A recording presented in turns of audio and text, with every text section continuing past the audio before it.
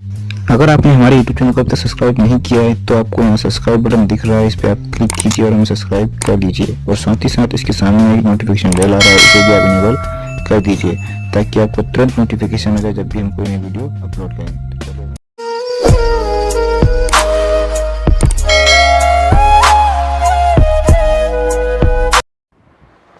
My dear students, integration topic में हम लोग चैप्टर 7.1 का हिंट्स एंड सॉल्यूशन देख रहे हैं। इसमें हम लोग यह जानने की कोशिश करें कि फटाफट जो है हम लोग इंटीग्रेशन को कैसे निकाल सकते हैं। तो पहला जो क्वेश्चन था ये था निरीक्षण विधि के द्वारा जो है इंटीग्रेशन निकालना है। तो देखिए फर्स्ट में है sin 2x कोई फंक्शन दिया हुआ है, तो इसको निरीक्षण विधि से ज्ञात करना है, डायरेक्ट इंटीग्रेशन से नहीं कह रहा था। तो हमने कोशिश किया है कि निरीक्षण विधि लगाया जाए आपके लिए। तो निरीक्षण विधि मतलब जानना, निरीक्षण करना कि कैसे ये आया होगा sin 2x। तो देखिए sin 2x कहाँ से आया होगा, cos 2x का अगर हम क्या करें डिफ्रेंशिएट कर दें तो क्या हो जाएगा 2 sin जो है 2x होगा ना माइनस में। तो हमको क्या वैल्यू चाहिए था sin 2x का, देखिए यहाँ पर sin 2x का। तो sin 2x का अगर वैल्यू निकालें तो क्या हो जाएगा -2 cos 2x बटा 2 होगा ना। तो हमने निरीक्षण कर लिया कि भाई ये जो है एंटी डेरिवेटिव किसका है, माइनस cos 2x बाय 2 के डेरिवेटिव का ये sin 2x का एंटी डेरिवेटिव क्या है -cos 2x plus -cos 2x बटा 2 प्लस c। तो ये निरीक्षण करके हम लोग जान सके। तो दूसरा देखते हैं क्वेश्चन, दूसरा कैसे बना, cos 3x बटा 3 है, cos 3x है दूसरा फंक्शन। तो इसका भी सेम अभी जैसे बताएं, यहाँ 2 था तो यहाँ 3 है, sin 3x बटा 3 का आया होगा डेरिवेटिव्स क्या होगा cos 3x होगा, और cos 3x का जो है कि एंटी डेरिवेटिव्स क्या हो गया, यानी फंक्शन क्या है ये sin 3x बटा 3 है। आप अल्टरनेट मेथड से निकालेंगे लेकिन यहाँ नहीं, यहाँ चूँकि निरीक्षण के लिए कहा था तो हम लोग पहले इंस्पेक्शन कर लें उसके बाद निकालें तो अच्छा रहेगा। ठीक उसी तरह 3 नंबर में भी यहाँ वही बताने की कोशिश किया गया है कि e पर पावर 2x फंक्शन है, तो e पर पावर 2x बटा 2 का डेरिवेटिव्स जो है आया होगा e पर पावर 2x, और हमको e पर पावर 2x का इंटीग्रेशन निकालना है। तो जाहिर है कि इसका एंटी डेरिवेटिव्स क्या होगा e पर पावर 2x बटा 2। अब प्लस कांस्टेंट हम लोग हर बार जोड़ रहे हैं, जान रहे हैं। ये था 3 नंबर। 4 नंबर भी है वही इंस्पेक्शन विधि से, लेकिन हमने क्या किया है यहाँ पर इसको डायरेक्ट मेथड से बना दिया है इंटीग्रेशन के फॉर्मूला से। देखिए कैसे बनता है उससे भी देख लेते हैं कैसे बनाना है। तो जैसे कि ax प्लस बी का होल स्क्वायर था, तो जानते हैं कि जो भी फंक्शन रहेगा उसका जो है कि पावर +1 होगा। डेरिवेटिव्स में -1 कर रहे थे, यहाँ पर पावर +1, डेरिवेटिव्स में आगे गुना कर रहे थे, इंटीग्रेशन में हम भाग दे रहे हैं, अंतर इतना ही चलता है। तो यहाँ 2 + 1 बटा 2 + 1 होगा इनटू, चूँकि जब ये ax प्लस बी को हम कर रहे हैं तो इसका डेरिवेटिव्स को हमको इसके साथ मल्टीप्लाई करना होगा एंटी डेरिवेटिव्स बनाने के लिए। तो ax प्लस बी का बी तो कांस्टेंट है 0 हो जाएगा, और ax का डेरिवेटिव्स क्या होगा a होगा। ठीक है, तो डिफ्रेंशिएशन में हम लोग क्या करते थे साथ साथ मल्टीप्लाई करते थे, यानी ax का डेरिवेटिव्स निकालना होता हम a डायरेक्ट लिखते थे, लेकिन यहाँ इंटीग्रेशन है तो ये नीचे में आएगा a। तो ये क्या हो गया यहाँ 3 और a 3 है और ax प्लस बी पर पावर 3, ये रिजल्ट है। नेक्स्ट जो है पाँचवा देखिए, पाँचवा में sin 2x -4 e पर पावर 3x इंटू dx है। तो क्या किया हमने, दोनों फंक्शन को अलग अलग कर लिया, स्प्लिट कर लिया, इसको भी अलग कर दिया। ठीक है, तो यहाँ से sin 2x का क्या हो गया डायरेक्ट निकाले हैं -cos 2x बटा 2 माइनस, और यहाँ पर 4 था 4 बाहर में है, और e पर पावर 3x का e पर पावर 3x बटा 3 होगा, तो ये 4 बटा 3 e पर पावर 3x हो गया प्लस c। अब माय डियर स्टूडेंट्स, आप कहेंगे कि प्रत्येक इंटीग्रेशन के बाद हम कांस्टेंट देते हैं, तो यहाँ कांस्टेंट क्यों नहीं देते हैं। तो यहाँ का एक रूल समझ लीजिए, अगर हम यहाँ पर दे दिए -cos 2x बटा 2 प्लस c1 मान लीजिए, पहला कांस्टेंट मान लेते हैं माइनस, और यहाँ पर 4 बटा 3 e पर पावर 3x प्लस यहाँ पर जो डिफ्रेंशिएशन है यहाँ पर c2 दे दिए। ठीक है, दे दिए। तो यहाँ पर जो हम वैल्यू फिर निकाल रहे हैं तो क्या हो रहा है कि ये तो ब्रैकेट के भीतर है मान लीजिए, चूँकि माइनस का चक्कर है तो उसको अंदर रखेंगे ब्रैकेट में। तो यहाँ से क्या रिजल्ट आ रहा है कि cos 2x बटा 2 यहाँ तो रह गया, प्लस वाले अभी छोड़ देते हैं। क्या करना है कि -cos 2x बटा 2 तो आ ही रहा है जो है, और यहाँ पर c1 को अभी छोड़ दिया, प्लस c1 जो था उसको छोड़ दिया। यहाँ पर क्या हुआ कि ये -4 बटा 3 e पर पावर 3x और माइनस यहाँ देखिए C2 है और प्लस C1 हम छोड़ दिए हैं। या हम इसको ऐसे भी कह सकते हैं कि C1 माइनस C2 कह सकते हैं या C2 माइनस C1 कह सकते हैं, लेकिन दोनों क्या है, कांस्टेंट ही तो है। तो इसको हम लोग क्या कहते हैं, अगेन C कहेंगे। तो इस सब झंझट से बचने के लिए क्या किया जाता है कि जितना बड़ा भी इंटीग्रेशन हो लास्ट में ही एक प्लस C जोड़ा जाता है, क्योंकि सब कुछ जोड़ घटा के फिर वहाँ पर कांस्टेंट क्या हो जाएगा, एक ही कांस्टेंट बचेगा जिसका नाम हम लोग C देंगे।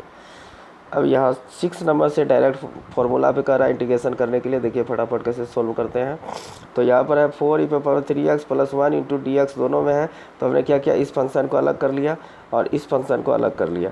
तो यहाँ पर 4 अलग हो गया, e⁻³ का क्या हुआ, e⁻³ प्लस और इंटीग्रेशन ऑफ dx का होगा x प्लस C। याद रखना है इंटीग्रेशन dx का x होगा, प्लस C लगा दिया। 7 नंबर में देखिए x² 1 - 1/x² × dx है। तो इसमें हमने क्या किया है, यहाँ पर थोड़ा सा ध्यान देना है। क्या किया गया है कि x² को दोनों से मल्टीप्लाई किए।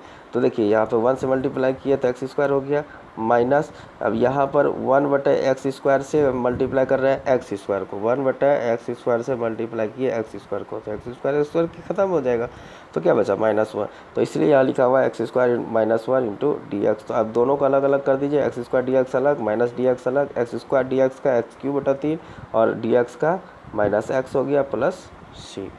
इस तरह से चलेगा। अब देखते हैं 8 नंबर। 8 नंबर में ये कोई फंक्शन है आपका ax² + bx + c, सबको अलग अलग कर दिया, कुछ है नहीं इसमें।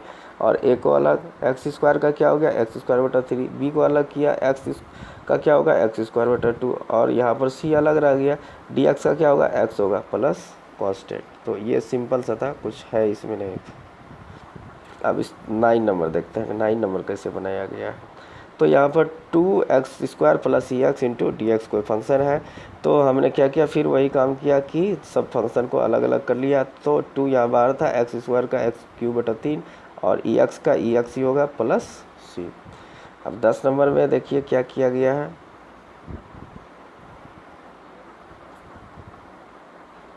10 में देखिए था √x - 1/√x का होल स्क्वायर × dx। तो हमने क्या किया, इसको a - b के होल स्क्वायर पे तोड़ दिया। इससे फ़ायदा यह हो रहा था कि x × √x × 1/√x कैंसिल होके यहाँ पर फ्री हो रहा था। तो √x का स्क्वायर x हो गया, 1/√x का स्क्वायर 1/x हो गया। अब -2 चूँकि ये x और √x कट जाएगा, √x × 1/√x में कट कैंसिल हो जाएगा, तो यहाँ 2 बचता है। तो हमने क्या किया, सबको अलग अलग कर दिया। अब सबका इंटीग्रेशन निकाल रहे हैं। तो यहाँ पहला क्या था, x था, x dx, तो x²/2। यहाँ पर 1/x है तो 1/x का log mod x, अब -2 है और dx का x अब प्लस c। तो यहाँ से हम लोग ये कंक्लूजन निकाल सकते हैं इंटीग्रेशन का।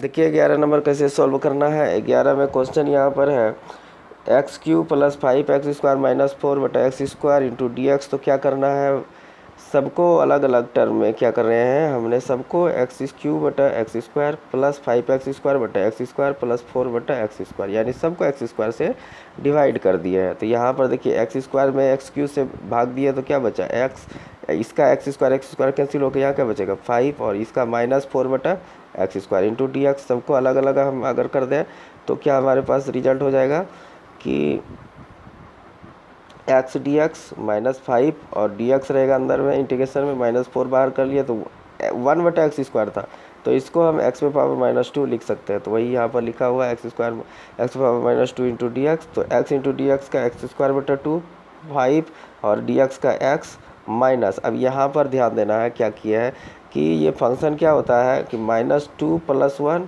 अपॉन में -2 + 1। तो ऊपर में क्या बच गया x पे -2 + 1 तो -1 और नीचे में भी -1। तो यहाँ दिखाया हुआ है, पूरा प्रोसेस से बनाया हुआ है आपका, यहाँ पूरा प्रोसेस से बनाया हुआ। तो ये तो एज इट इज चल रहा है। तो यहाँ पर क्या हो गया कि अभी बताए -1 हुआ बटा -1, तो ये माइनस और ये माइनस मिल के यहाँ प्लस हो गया। 4 ऊपर में है ही और x पे पावर -1 को हम क्या लिख सकते हैं 1/x। तो इसको हमने क्या किया, 4 के नीचे में ही x डाल दिया प्लस कांस्टेंट। अब 12 नंबर देखते हैं कैसे बनता है। 12 नंबर में क्या हुआ है, देखिए x³ + 3x + 4 × dx। तो हमने फिर वही काम किया, सबको जो है √x से भाग दे दिया। अब ध्यान ये देना है कि यहाँ पर पावर 3 है और x पे रूट x को हम क्या लिख सकते हैं, x पे पावर हाफ, और जब ये ऊपर चला जाएगा तो क्या हो जाएगा, x पे पावर माइनस हाफ। तो हमने वही यहाँ पर नियम अप्लाई किया कि x पे पावर 3 था, अब माइनस किए कि ऊपर जा रहा है पावर x का हाफ, प्लस 3 x पे पावर 1 है और यहाँ से माइनस हाफ जा रहा है पावर प्लस 4, और यहाँ पर कुछ नहीं है, माइनस x पे पावर हाफ है, ऊपर जाके ये क्या हो गया, x पे पावर माइनस हाफ। अब सबको हमने क्या किया कि स्प्लिट कर लिया, अलग अलग कर लिया। तो इससे क्या फ़ायदा हुआ कि ये टर्म अलग, ये टर्म अलग, ये टर्म अलग। होना क्या है सब में, देखिए 3 माइनस हाफ है, ठीक है, तो इसका रिजल्ट कितना होगा, 3 माइनस 1/2। अगर आप करते हैं कितना होता है, 3 माइनस 1/2, यानी कि ये 6 माइनस 1/2 यानी कि 5/2 होता है। तो हमने सब में यही किया है, यहाँ जो मान रखे थे सबको हमने घटा के ये 5/2 आया, यहाँ पर कितना आया 1/2 आया, और यहाँ पर कितना आया माइनस 1/2 आया। और सब में अब जो है हम क्या करें, इंटीग्रेशन में कि बाहर इंटीग्रेशन निकालेंगे तो कितना है 5/2 + 1, तो ये कितना होगा 7/2। तो जो ऊपर होता है नीचे भी वही होता है, जो ऊपर होता है नीचे भी वही होता है, जो ऊपर होता है नीचे भी वही होता है। तो यहाँ पर कितना हो जाता है कि 7/2 हुआ। तो देखिए इसको हम 2/7 x पे पावर 7/2 लिख सकते हैं, खूब आराम से लिख सकते हैं। यहाँ पर 3 को अमल चलना है गुना में, तो यहाँ पर कितना हुआ x पे पावर 3/2 और यहाँ है 3/2। तो ये ऊपर जब जाएगा, यहाँ पर जब गुना के रूप में ये 3/2 आएगा तो क्या होगा 2/3। तो 3 से 3 कैंसिल, तो बचा क्या 2, और यहाँ पर x पे पावर 3 बचा है। सेम प्रोसेस यहाँ पर भी है, और ये रिजल्ट होगा x पे पावर हाफ प्लस c। तो इस तरह से हम लोग इंटीग्रेशन फटाफट हल कर सकते हैं, और नेक्स्ट वीडियो में हम आपको आगे जो बचा हुआ इस टॉपिक में उसको हम बता देंगे। Thank you.